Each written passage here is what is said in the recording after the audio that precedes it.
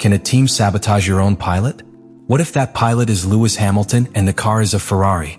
In this video we reveal the truth filtered from within Maranello, and what Hamilton discovered in the training of the Netherlands GP could change everything.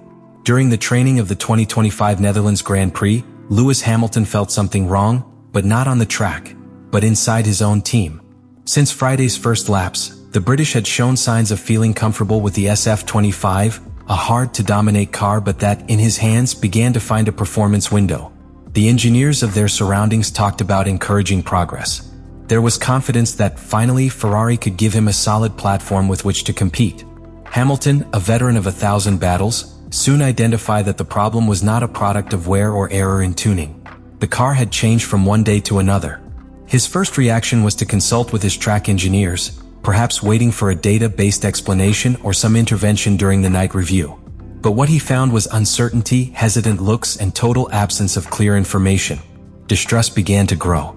How could it be that his car had changed so much without anyone knowing why?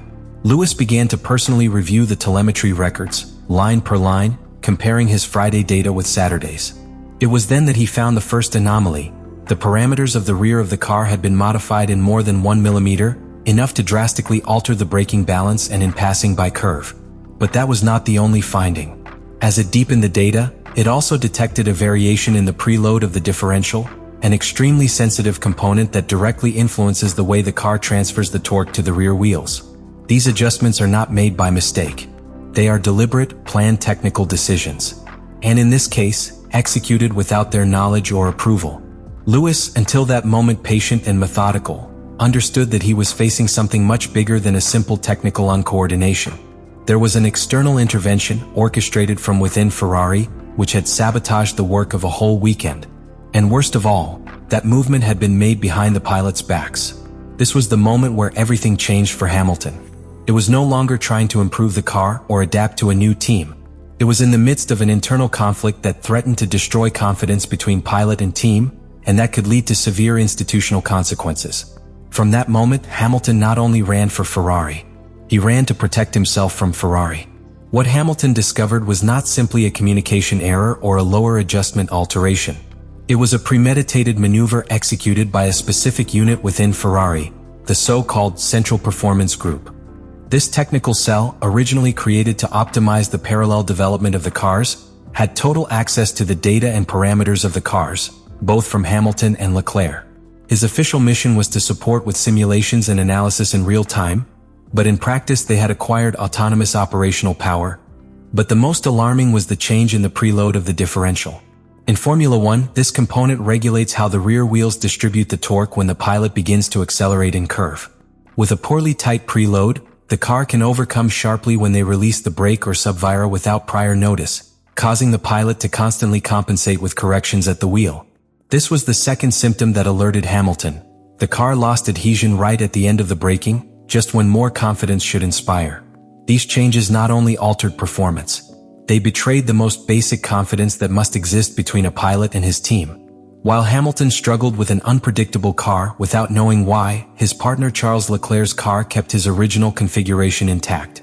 Not just that, it was accurately adjusted to the personal indications of Monegasco, without interference, without unauthorized alterations. The difference in treatment between the two cars was evident. Leclerc could work with a stable platform, optimized in his style, while Hamilton had to adapt to an unknown car, sabotage disguised as adjustment. For a pilot of his experience, this is not just frustrating. It is a direct violation of your professional integrity. And this is where betrayal takes its crudest form. It was not a technical failure or a criteria difference. It was a decision calculated from within, which deliberately excluded Hamilton from control over his own car. A silent attack that, beyond harming its performance, sowed the doubt in the nucleus of its relationship with Ferrari. Who was making decisions? And what? This act exposed an institutional crack in Maranello. A group with too much power, a fragmented hierarchy, and a star pilot who could no longer fully trust his team. The betrayal was not only technique, it was political. And its impact was just beginning to feel.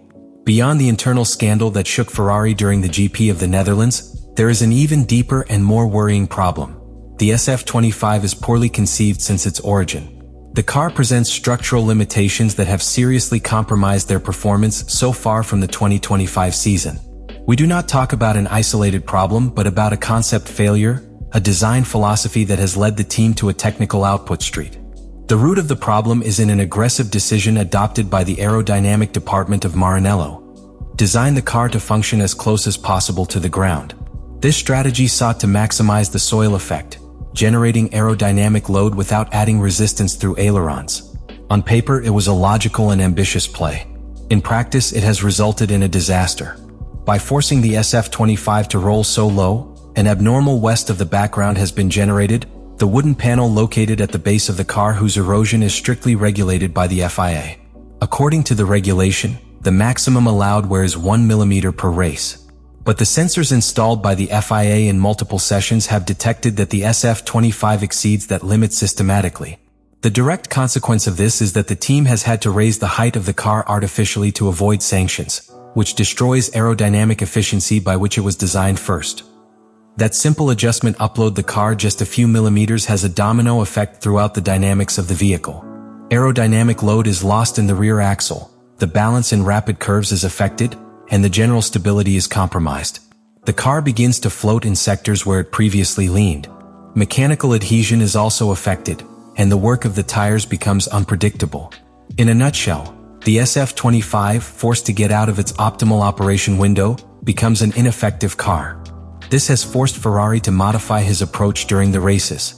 For example, they have frequently had to resort to the lift and coast technique, lift their foot from the accelerator ahead of time and slide the car without power to the braking point to reduce stress in the flat bottom and minimize the wear of the background. But this technique compromises the career rhythm and leaves the defenseless pilot in defense or attack. You cannot advance if you are constantly taking care of the lower part of the car. To this is added that, not being able to maintain the ideal height, the SF25 generates instability in long curves and low efficiency in high-speed areas, losing competitiveness in front of rivals such as McLaren or Red Bull, whose concepts are more consolidated. Even Mercedes, with a more conservative project, has achieved a more stable platform. And that hurts in Maranello. The most alarming thing is that Ferrari cannot solve this problem with simple configuration settings. The SF25 has a structural limit. To correct it, they would need a complete review of the architecture of the car, something unfeasible in full season under the budget limit of the FIA. So they are trapped with a car that needs to shoot low to be fast, but cannot do it without breaking the rules. A dilemma without immediate solution. This technical reality, combined with internal decisions that directly affected Hamilton, reveals that Ferrari not only faces a performance problem, it is mired in a conceptual and organizational crisis.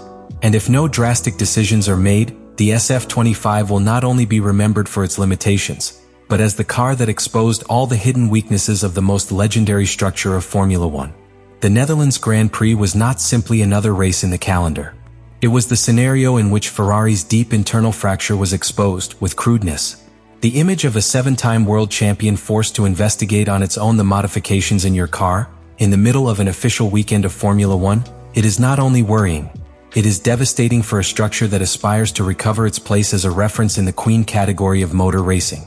Lewis Hamilton did not arrive in Maranello as one more pilot. He arrived as a symbol of a new project, as an emblem of a change of era. His signing was not only sports, it was also institutional, cultural. It was the promise that Ferrari was going to leave old mistakes behind and build a more modern, cohesive and competitive organization. However, what lived in Zandvoort was the opposite. He found a fragmented team, where decision-making seems to depend more on small technical feuds than on a unified and strategic direction. The case of SF25 goes far beyond bad setting. It reveals the permanent contradiction between an ambitious, but unrealizable technical vision, and an operational structure that has failed to sustain the confidence of its own pilots.